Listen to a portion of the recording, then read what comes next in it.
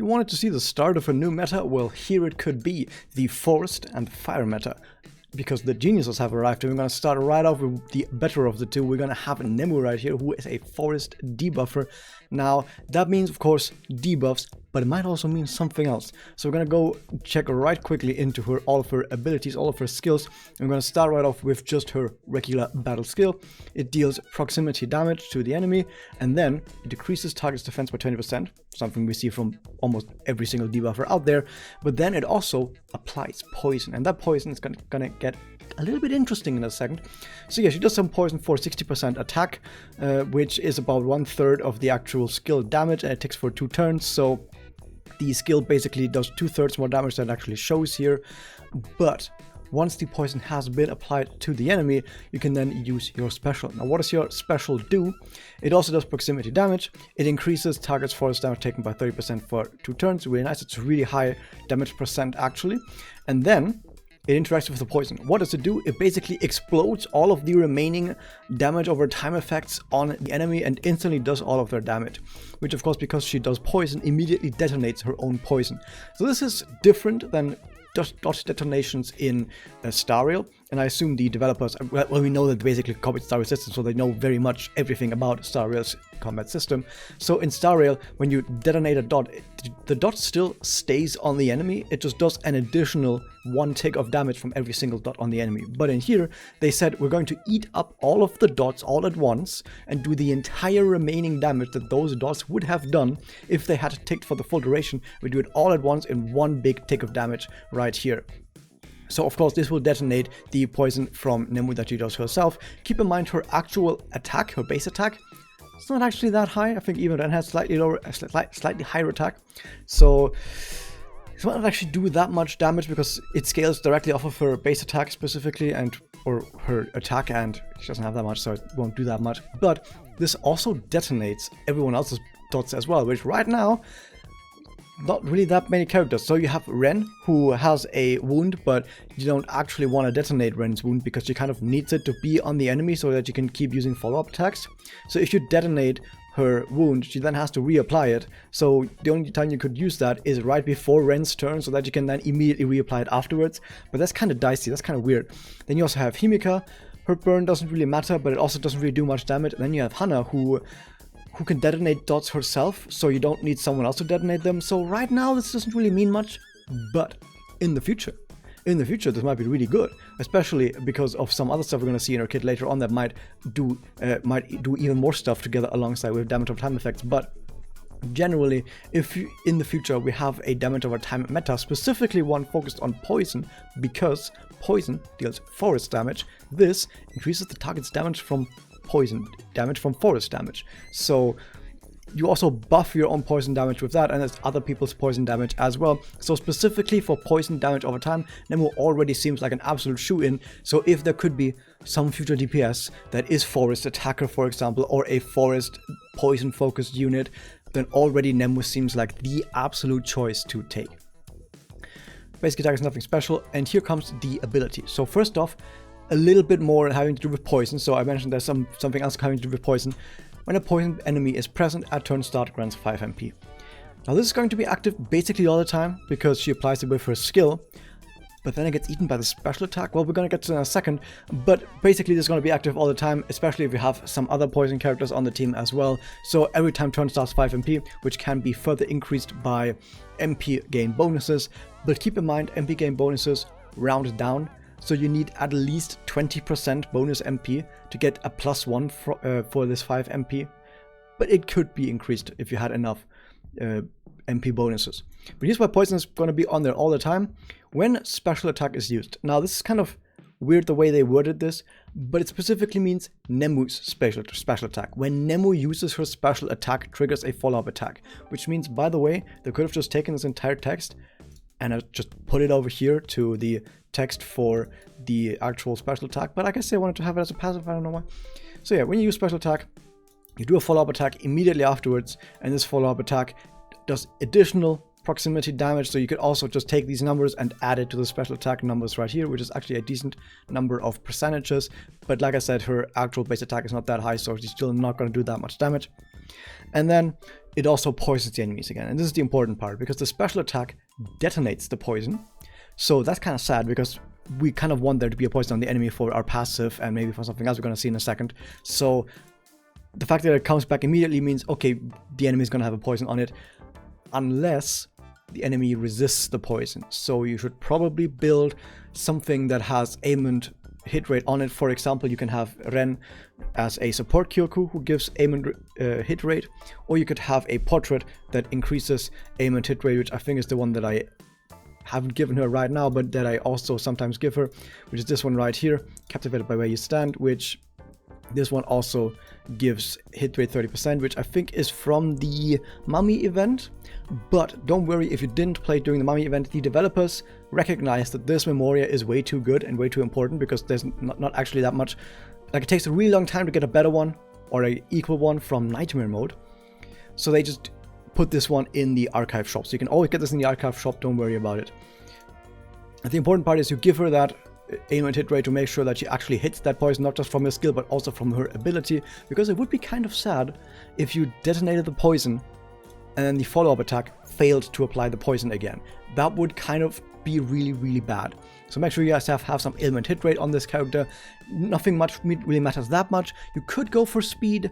Speed could be important, but at the same time not really that important, because for debuffers, what they do is they keep the debuffs on the boss.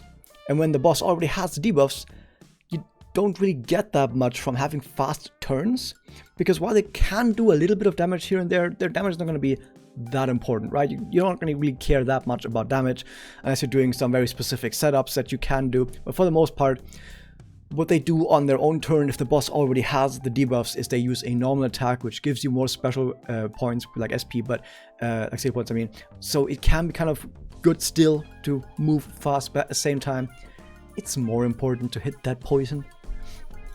It also increases damage taken by 10% if you use this follow-up. So you could also once again put this on the special and say, oh, the special also increases all damage taken by 10%. So I've done some maths about this, but before I continue with the maths, let's actually have just a quick look at the support ability, which sometimes I forget because it's not really that important for most characters, but for this one it actually kind of is. So first off, increases damage up by 10% for other debuffers. Debuffers are not often going to be damage dealers, so this doesn't really do that much, but sometimes, in some cases, it can make a difference if you do some random DPS shenanigans. Ailment hit rate by 30%, which is important for other characters that might need ailment hit rate, like a Ren, for example. Ren would really like this passive for even more ailment hit rate, so if you don't have an A2 Ren, like an Ascension 2 Ren, then this one is really important for a Ren to have.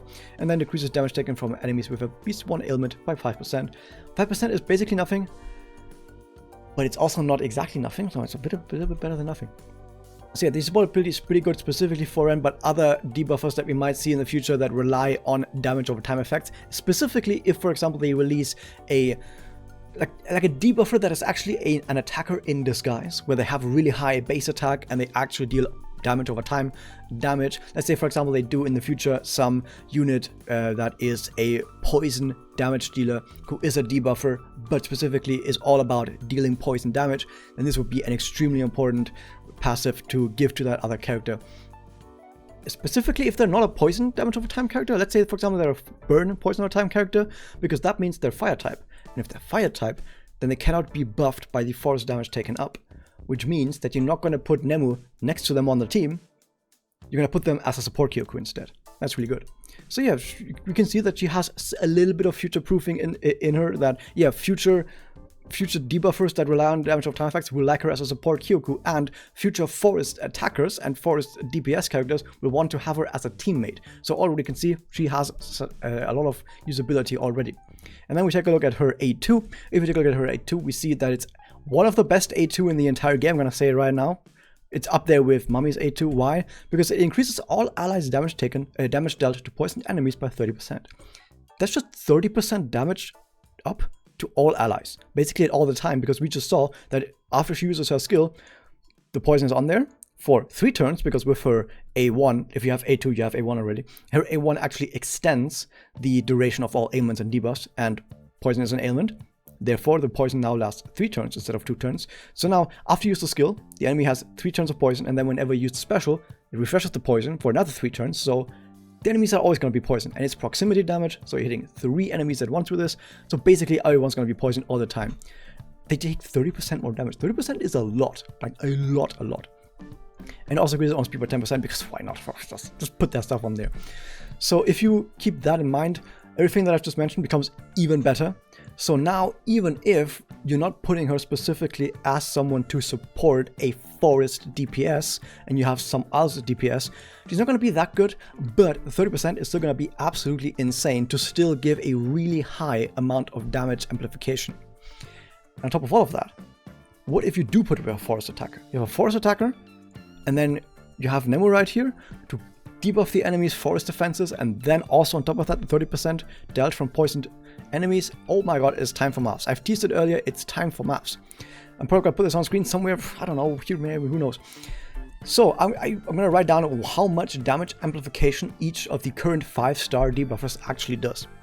Ren at maximum skill levels. I'm not going to worry about A4 because A4 just increases everyone's numbers by basically the same amount. Not exactly the same amount, by similar amounts, so it's not really that important. I'm just going to go with maximum skill levels just to give a baseline for how much every character increases if you have put a lot of investment into them and if they reach higher ascensions as well for higher special levels. So for Ren at special level 10 and all skills level 10 with all the other characters as well, she buffs your team's damage by about plus 100% basically. It just doubles everyone's damage basically because she gives 30% defense down and 40% damage taken up, which is kind of insane. Then Felicia, she gives everyone about 42% more damage because she does a 30% defense down. But if you have her A2, Ascension 2, then she also applies a 10% damage taken up, which in total comes around to about 57% damage increase overall if you have a Felicia A2 on your team. That's pretty good.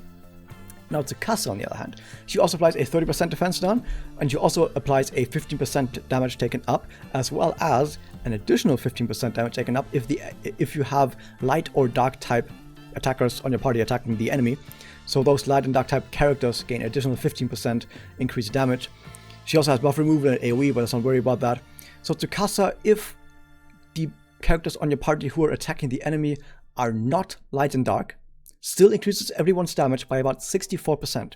But if they are light and dark, like Homura for example, or Marokami, then they get a grand total of 85% damage taken up. Still not as much as Ren does, for example, but keep in mind, like I said, Touka also is fully AoE and has buff removal and all of that stuff, so she has other stuff that she has going for her as well. Now we get to Nemu. So here's what Nemu does. She does 20% defense down, 10% damage taken up. She has her 30% extra damage taken up for forest damage. And she also applies some poison, who cares, for like the damage amplification. And then at A2, she gives an additional 30% for everything.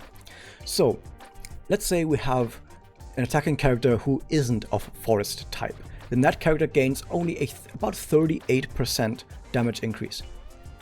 Not really that much. Even if Felicia does more damage amp. Okay, so already we can tell you don't want to play Nemu on your team if you don't actually have forest DPS, especially at A0 of Nemu. You don't want to put her on a team where you're not dealing forest damage, which means that right now she doesn't fit on any team, sadly. So this is kind of taking the wind out of the sails. I said that in the future she might be really, really important, which is true, but right now she doesn't actually fit on any team. We don't have a forest DPS in the team right now, in the game right now, that is 5-star. We don't have a 5-star forest attacker, but Aina is coming in a week, and Aina is probably, not guaranteed, but probably going to be a forest DPS unit, so you can put your Nemu right next to your Alina. Awesome. But right now, there's not really going to be any use. So then, once you have a forest attacker on the team, and that forest attacker attacks the enemy with all of Nemu's debuffs, that forest attacker's damage is going to be buffed by a 75%. Which once again is still not quite as much as Ren does, because Ren is kind of OP. I think they gave her a bit too high numbers. I'm going to be honest about that. But then it gets interesting, because while Ren after that only scales with her Ascension 4, I mentioned that Nemu's Ascension 2 is kind of busted. So here's what happens once Nemu gets her Ascension 2. So now if you take an attacker that isn't forest type, they now gain a grand total of about 75% damage increase. Pretty good. But now with a forest character, she grants a grand total of 113% damage increase, which is even more than Ren does. So that's kind of good. But that's kind of good. Yeah, I would say it's pretty darn good. So as far as specialization goes, Nemu might be the most specialized debuffer in the game right now, because she only really cares about having forest characters on the team that she can buff. But once you have forest characters on the team, and specifically once you have her A2, she goes bonkers, absolutely bonkers. So she's going to be really good for future forest units. So this is my takeaway. She's going to be really good for forest units in the future that want to deal a lot of damage. And she's going to be a really good support Kyoku for any debuffer in the future that specifically wants ailments or wants to do a lot of damage, or both. So that's really good right there. So now we can already see she's doing some pretty good stuff. Now we're going to move on to the other genius, and this is right here. We have Touka. So sadly I didn't get Touka, kind of, it's kind of sad, but here's what she does. And I have some comparisons with other breakers as well, although not quite as mathematical, because we don't have the exact numbers of all of their breakage depletions, but we might have some data points. So what Touka does is the following. She's a fire type breaker who specifically specializes in single target damage, which is weird because she does like orbital strike lasers who like explode the entire screen, and you would think that's AoE, but apparently that's single target somehow. Don't ask me about it. So here's what she does. We're gonna start out simple. She has a skill that simply does some damage to a single enemy, and it also increases her own attack by 5% and decreases damage taken by 20%. These two effects are, of course, buffs. And the fact that these are buffs is actually kind of important. Then, she uses her special, which deals a lot of damage to a single enemy and then also increases own breakage depletion by 2 turns, which is also a buff. Awesome. Now, so far, nothing really special is going on. She does some regular breaker stuff, and then she buffs herself a little bit with some small effects. Not really that important, but here's where everything comes together. I don't know why I did that big gesture. It's not really that big. So her ability is quite long. First off, whenever anyone on the team uses either a follow-up attack, a counter attack, or an assist, she gains 5% speed, which stacks up to a grand total of 20% speed, which is also a buff but will not count towards effects that count buffs. We'll see what I mean with that in a second.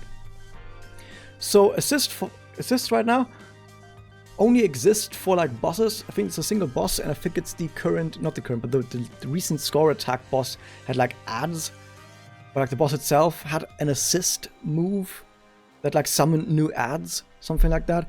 But we all know what follow-up attacks are. Ren does them, for example, Homura does them. Counter attacks right now, only Sayaka has that.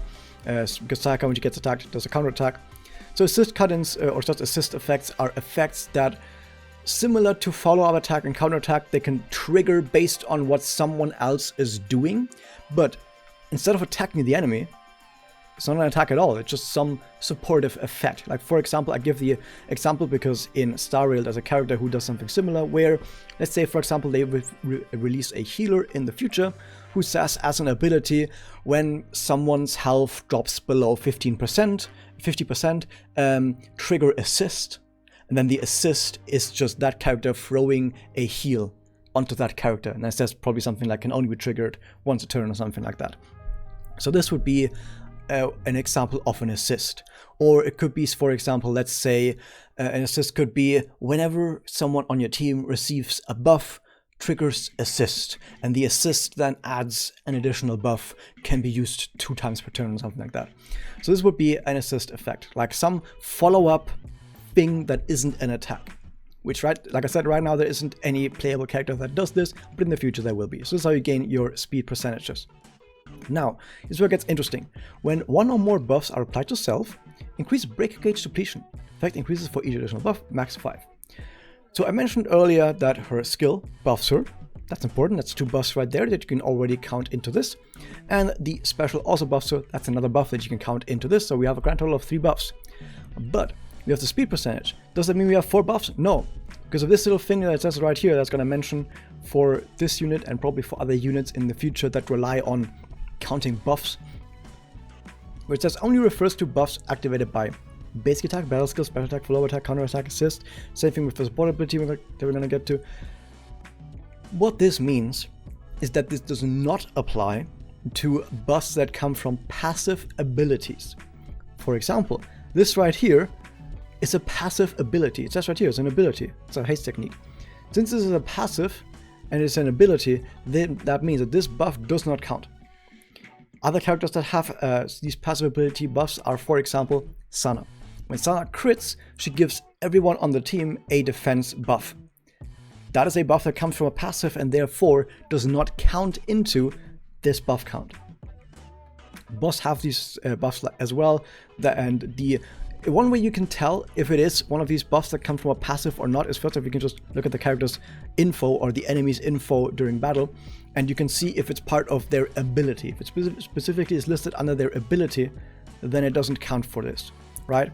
And also a way to tell is that it doesn't show up in the actual buff list, which right now I think they should change in a way where it still shows up, but has like next to it a little mark that marks it as something special, because these buffs also cannot be cleansed with buff removal. So buff removal will also not remove these buffs, so you can't remove a boss's buffs if it comes from a passive ability, and a boss cannot cleanse your buffs if it comes from a passive ability, which means also this speed buff right here cannot be cleansed. Awesome.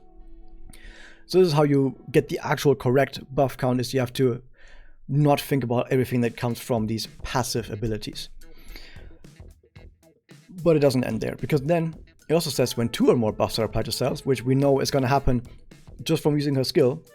We're already going to be at 2, so that's good.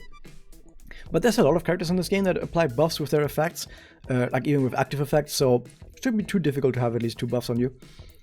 And what it says is, on special attack, which once again, on Touka's special attack, triggers a follow-up attack. Follow-up attack deals additional flame damage to the enemy and advances on action roll by 20%.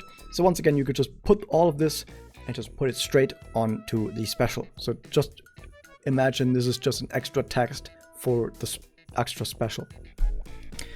So what does that mean? It means you do an extra tick of break gauge depletion, because this is going to deplete some break gauge. It also just gives you a little bit of a faster turn and a little bit more extra damage. Nothing too amazing, but it's still going to be pretty good, especially because keep in mind the following. The follow-up attack itself doesn't actually do that much break gauge depletion. It does very, very little, but you have the buff for increased break gauge depletion. So it's already going to be buffed by that. Then you have your ability, which additionally increases break gauge depletion. And at max 5, I'm going to give you some numbers. This increases break gauge depletion by about 15 at maximum 5 buffs. Now not 15%, but just 15. That's like an absolute number. And the break gauge depletion buff from the special attack is about 10. So it's an additional 25 that you add on top of your follow-up attack. Now how much is 25? Because that number by itself doesn't mean anything. I can tell you that the skill, the battle skill, does about 60. About 60 break gauge depletion. So the enemy break bar has some HP number, but you don't know how much that number actually is, and it does about 60 damage to that break bar. And with the buff from the special, as well as the buff from the having buffs applied to self, it goes up to plus 25 on top of that. The special attack does, I think, about 150 for the attack itself, and then the follow-up attack does 2. It does 2 break damage, but you get plus 25 for the special if you have the buff already when you use it, which you have to do within 2 turns. And then plus 25 for the follow-up. So you could imagine that instead of doing 150 plus 2, you do 150 plus 2 plus 50. If you, like I said, use it while you already have the buff on you. So that is like 202 break gauge depletion, and the skill goes from 60 to 85 break gauge depletion. So it's a pretty decent amount of break gauge depletion more if you have the break gauge depletion buff and if you have a bunch of buffs applied to you to get the most effect out of this passive. So that's some pretty decent numbers. How does that compare to others? We already have other 5-star breakers in the game that are single target focused. How good is that? Well, I can tell you right now that Iroha has a passive where when she crits, she gains a buff for 2 turns that she does more break gauge depletion. That buff is plus 30. And her special attack is 170. So if we do some maths, that if she has the buff and does her special, it's also about 200. It's about the same as Touka, okay? And her skill will of course also get the plus 30, so they'll also be similar numbers. So yeah, they do kind of similar numbers. Both Iroha, who has the crit buff, which by the way, you don't need to put a Tsuruno next to her to give her a crit buff. She gives herself 50% and you only need to crit once every 2 turns to keep the buff going. So the chance that you can keep the crit buff going is actually decently high, even without anyone else on the team to give you additional crit rate buffs. Keep that in mind for Iroha. So yeah, Iroha, who crits at least once every 2 turns, which will be able to do by herself, is going to do a similar amount of break gauge depletion as a Touka, who is buffing herself and has enough buffs on her to trigger off the effects from her passive. So they do about the same. What about Reyna? Because Reyna also exists, right? Reyna actually does slightly less. Reyna does 180 on her, 160 I think, on her special attack. So there's a little bit less because she doesn't gain any break depletion bonuses like these other characters gain. But Reyna makes up for that by delaying the enemy turn when she uses her special when the enemy is broken.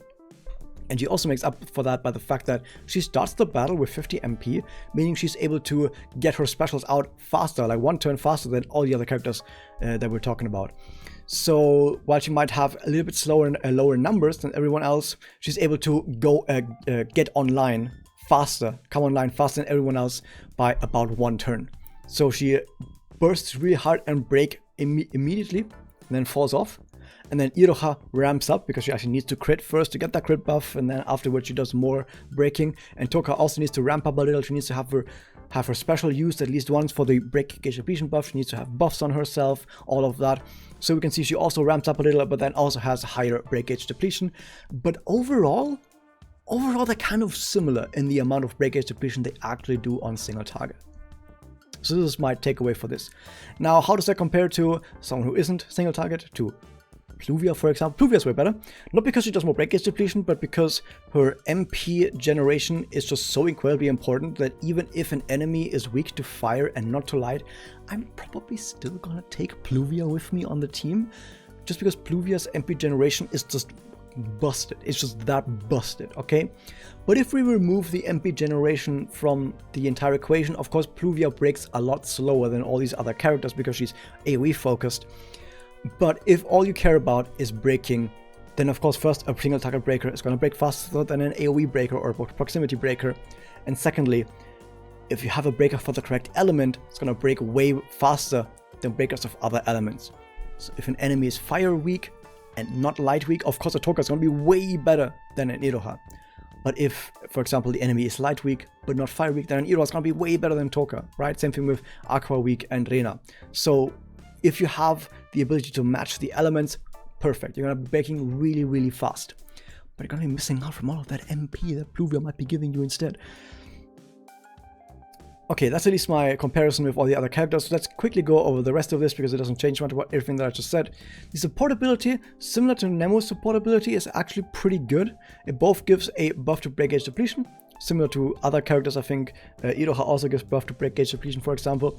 And then, when 2 or more buffs are applied to self, which on most teams you're going to be able to do very easily, because any buffer is going to buff multiple buffs immediately to the entire team with active abilities, so that should be very easy to have.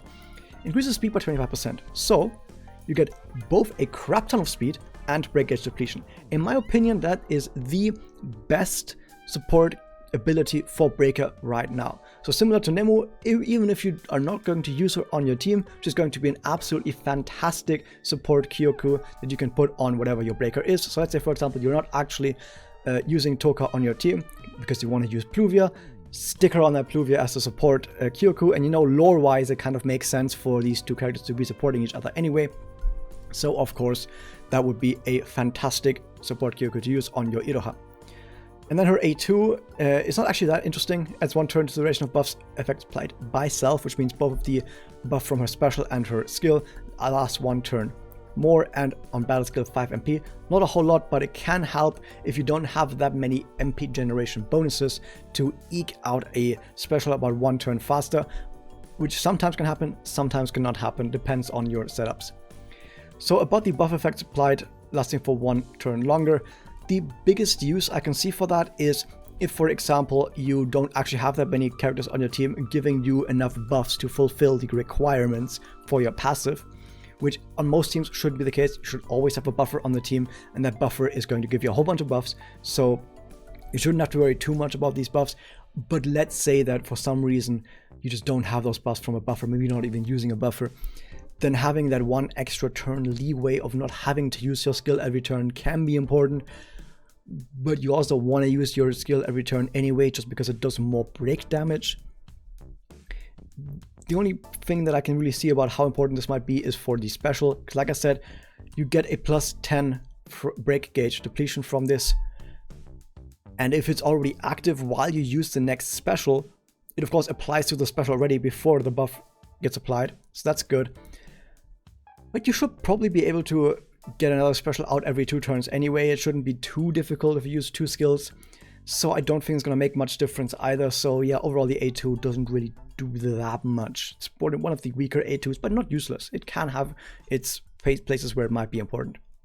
So yeah, overall we see that both Nemu and Touka, they are very specialized in something that they do. We have a single target breaker specifically for fire, who synergizes well off of other characters having follow-ups, counterattacks, assist, synergizes with characters having buffs on her, but doesn't really do that much more break or has that much more utility than other characters who have a similar role. Similar with Nemu. Nemu is also specialized in debuffing, specifically focused for forest attackers, but even if she isn't supporting a forest attacker, she's still a really great support Kyoku, just like our Touka is also a really great support Kyoku. Now also keep in mind, like I said, in about a week Alina will release, and Alina is likely going to synergize a little bit with both Touka and Nemu, but specifically with Nemu I would assume. So keep all of that in mind, that this might change the way that you might see Touka. I already mentioned this about Nemu. I already mentioned this, that if Alina is a forest DPS character, then Nemu is going to be a lot more important than you might see right now. But this banner is going to run for a while. You don't have to roll the gacha immediately. And then when the Alina gacha arrives, you also get like a free 10 roll on the Alina gacha. And you can still decide then if you want to roll or not. But yeah, this was a really long video because there was a lot of stuff I had to talk about. But thank you everyone for watching. Hit the subscribe button, ring the bell, and I'll see you guys next time.